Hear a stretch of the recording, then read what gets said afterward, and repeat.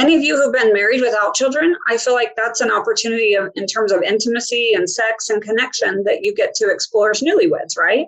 Yeah. Well, we had a 3-year-old watching Barney while we're trying to screw quietly in the other room.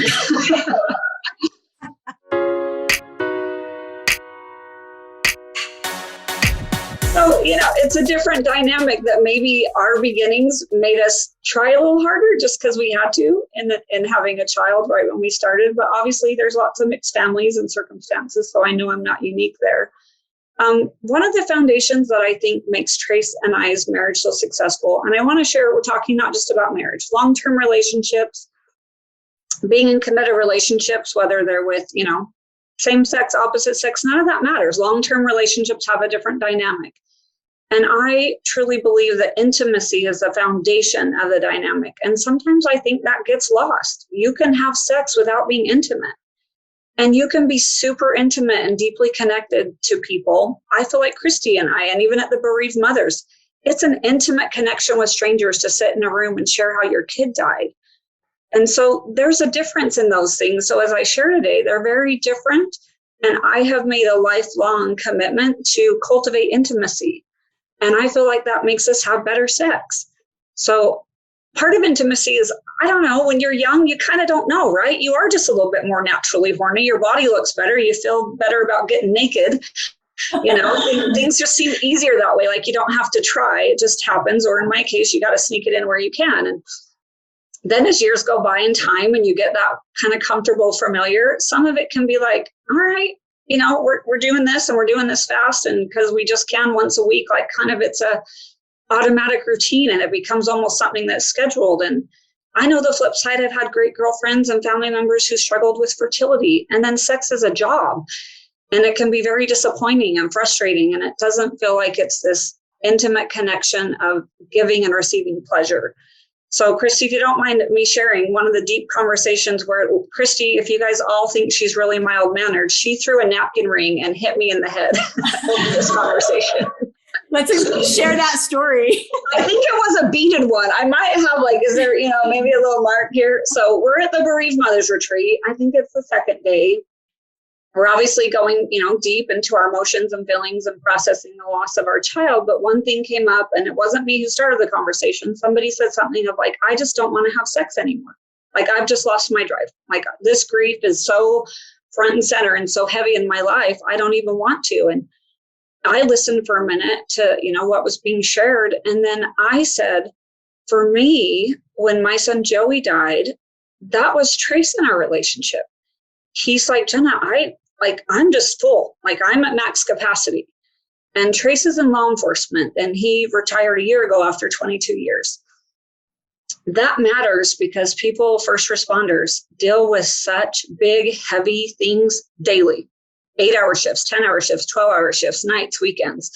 They're seeing the biggest and hardest things. So the way they process trauma, or the way they learn to survive, their daily job of processing trauma is very different than someone who doesn't live in that. And so he was still working at the time. Joey passed. And after Joey died, I remember, trying to get it on and initiate, and we're both grief stricken, but he's just he never would tell me no. He's just, that great and would do it. But then after we had a conversation, I could tell, even though his body responded, that his heart wasn't in it. And I said, tell me what's there for you.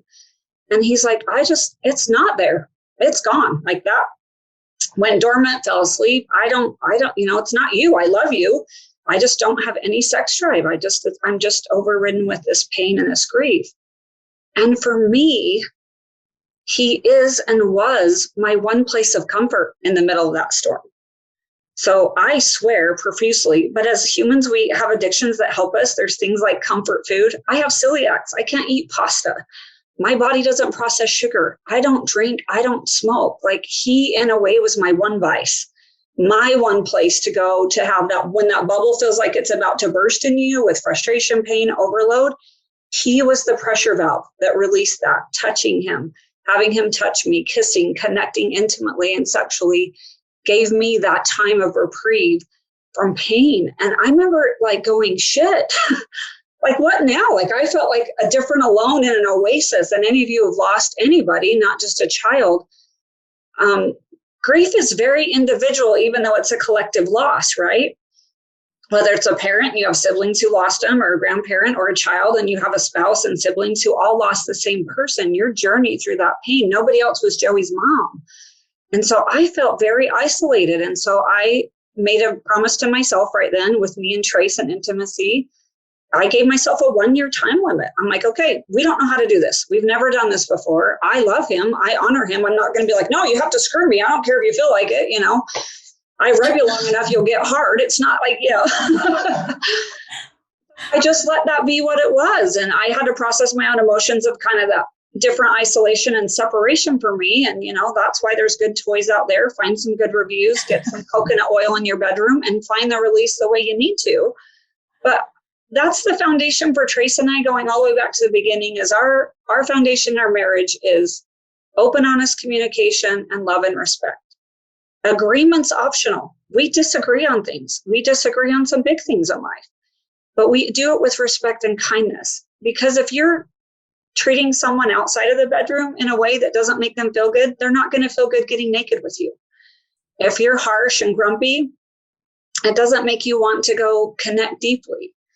Now, what I'm going to say next is going to sound like I'm being hypocritical to that. I think sometimes connecting physically and having sex and sharing that intimate exchange of kissing slow and touching each other and caressing and you know, having those connections can smooth out some of the rough edges out there outside of the bedroom. So it's kind of can be both. And you have to find that balance and that give and take, and also be able to communicate. Like Trace during working graves, which he did a lot of times, well, almost the whole 22 years, he would just get off, right? And we didn't really understand how much that messed with biorhythms and metabolism and everything. And I could just tell he was off. And so I was like, what do you need? Food, sleep, or sex? And if it was D, all of the above, I'm like, in what order? And this wasn't a, hey, this is going to be an hour long and we're turning on Lionel Richie and going to make love all night long. No, this is a, you need something, I can give it. And if you having sex with me gives you pleasure and kind of takes that pressure off whatever you're dealing with, then I was grateful as a wife, you know, to kind of give that. I know it sounds funny to say it that way, but like, no, I'm just doing this to serve you, to make you feel better in a time of your angst. And I feel like in a relationship, when you find the places that you can give and take that way, it makes them more willing to give to you in times you need, if you're willing to give to them kind of selfishly with your body. I know sometimes as women, you're like, it's messy. I mean, guys have things a lot easier and cleaner, right? You know, they just are. And they're not bleeding every month. They're not dripping after a nice time together. I mean, it's just their side of the space is cleaner. And so, but I'm saying get coconut oil in your bedroom and just be willing to give what they might need. Well, there you go. Genna Thomsen in the raw. I love it.